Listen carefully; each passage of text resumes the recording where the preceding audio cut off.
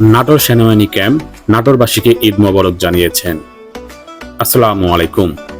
ত্যাগের মহিমায় উদ্ভাসিত হোক আমাদের সকলের জীবন। সকলকে পবিত্র ঈদ উল আজহার শুভেচ্ছা। আপনারও আপনার পরিবারের সর্বাঙ্গীন কল্যাণ কামনা করছি। হয়তো এটাই আমাদের নাটোরের শেষ ঈদ। নাটোরে গত 10 মাস কেটেছে কত যে নির্ঘুম, কিন্তু আফসোস নাই, আপ্রাণ চেষ্টা করে যাচ্ছি আমরা নাটোর সেনাবাহিনী ক্যাম্প। সর্বোচ্চ সত্যনিষ্ঠার সাথে দায়িত্ব পালনে আমরা বদ্ধপরিকর।